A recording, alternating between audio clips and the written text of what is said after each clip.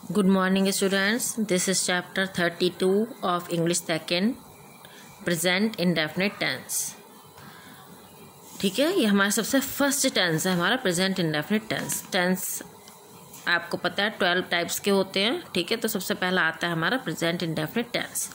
पहचान क्या है? इस काल के वाक्यों के अंत में ता है, ती है, ते हैं, ताहूँ, तीहूँ, तेहो आदि आते हैं।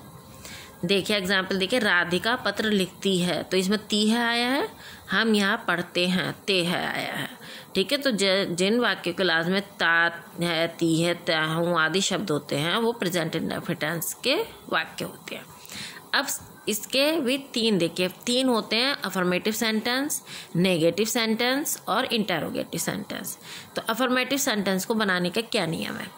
वाक्य में सबसे पहले कर्ता, फिर क्रिया का प्रथम रूप और फिर कर्म रखते हैं। ठीक है, सबसे पहले तो कर्ता आएगा, करने वाला, फिर वर्ब की फर्स्ट फॉर्म आएगी, फिर उसके बाद कर्म आएगा। नोट देखिए क्या है, आई के अलावा एक वचन कर्ता की क्रिया में एस या एस जोड़ते हैं, केवल आई को छोड़कर। और जो भी एक वचन कर्ता होगा, एक वचन की का होगा कर्ता, जैसे ही, शी, इट। ठीक है, और जो भी कुछ सिंगुलर होगा आपका, उसमें वर्ब की फर्स्ट फॉर्म में हम एस या यस जोड़ेंगे। बाकी आई, वी, यू, दे और प्लूरल्स के साथ हम वर्ब की फर्स्ट फॉर्म का यूज़ करेंगे केवल। जैसे वह खाना बनाती है, तो वह के लिए शी आता है। शी आपका हमने बताया था, शी के साथ आप वर्ब की फर्स्ट फॉर्म में एस या यस लगाएंगे। तो शी बनाने की होती है, खाना बनाने की होती है कुक, तो शी कुक्स द फूड। मैं स्कूल जाता हूँ, आई के साथ केवल वर्ब की first form I, I go to school. अब देखिए हम नीचे आते हैं नेगेटिव सेंटेंसेस पर। नेगेटिव सेंटेंसेस में क्या होता है? वाक्य में कर्ता, फिर डू या डज आता है। डू या डज हम इसमें जोड़ देते हैं। ठीक है, केवल वर्ब की फर्स्ट फॉर्म में नहीं आएगी, डू या डज आएगा, फिर प्लस नॉट लगेगा। भाई नहीं के लिए हमें नॉट लगाना पड़ेगा, और फिर आएगी वर्ब की फर्स्ट फॉर्म, और फिर कर्म लगाते हैं। आई तथा बहुवचन कर्ता के साथ डू रखते हैं और एक वचन कर्ता के साथ डज रखते हैं। ठीक है, ही, शी, इट, और एक वचन के साथ हम डज का प्रयोग करते हैं।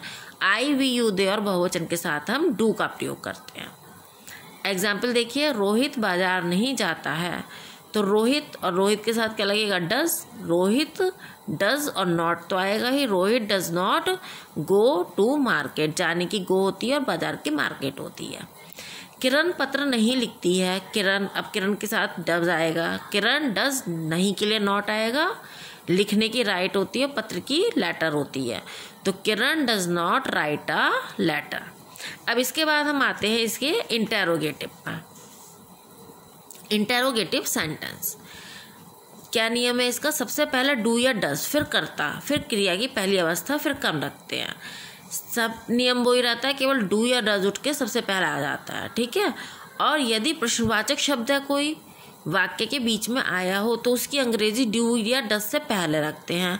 प्रश्नवाचक वाक्य के अंत में प्रश्नवाचक चिन्ह लगाते हैं। भाई क्वेश्चन पूछा गया तो क्वेश्चन मार्क लगाएंगे हम। ठीक है, क्या रोहन बाजार जाता है, तो डज। भाई रोहन के साथ हम क्या लगाते हैं? डज लगाते हैं, तो डज सबसे पहले आया जाएगा। Does Rohan go to market. क्या हम यहाँ पढ़ते हैं? हम, वी के साथ हम क्या लगाते हैं? डू, तो डू सबसे पहले आ जाएगा। Do we read the hair, यहाँ के लिए होती है हेयर, और वर्ब की फर्स्ट फॉर्म तो आएगी। ठीक है, अब इसके बाद हम आते हैं आपके chapter number 33, past indefinite tense. ये आपका सेकेंड टेंस है। पास्ट जिससे पता चल रहा है यानी जो बीत गया। पहचान क्या है? इस काल के वाक्यों के अंत में या, ई, ए, आ, ई, ए, या, ता था, ती थी, ते थे आदि शब्द आते हैं। था यानी पास्ट में जो बीत गया। ठीक है, रोहित ने पत्र लिखा, लड़के क्रिकेट खेलते थे। ठीक है, लिखा आया ना, और ते थे आ गया। अब इसके भी तीन होते हैं, अफर्मेटिव सेंटेंस, नेगेटिव सेंटेंस और इंटेरोगेटिव सेंटेंस। तो सबसे पहला आता है अफर्मेटिव सेंटेंस। सबसे पहले कर्ता, फिर क्रिया की दूसरी अवस्था, फिर कर्म रखते हैं। अब इसमें जो दूसरी अवस्था आएगी यानी सेकंड फॉर्म जो आएगी वर्ब की, वो सभी के साथ आनी है। I, we, you, they, he, she, it, singular या प्लूरल कुछ भी होगा, सबके साथ आपको वर्ब की सेकंड फॉर्म का यूज़ करना है। लड़के मैच खेलते थे, तो लड़कों की क्या होती है? The boys. ठीक है, बॉयज़ हो गया तो द बॉयज़। खेलने की होती है प्ले। अब हम प्ले की सेकंड फॉर्म का यूज़ करना, तो प्ले की सेकंड फॉर्म होती है played. The boys played the match. मैंने एक रबर खरीदी, मैंने यानी आई, और हमें वर्ब की सेकंड फॉर्म का यूज़ करना है। खरीदने की क्या होती है? बाय। बाय की सेकंड फॉर्म होती है bought. I bought a rubber.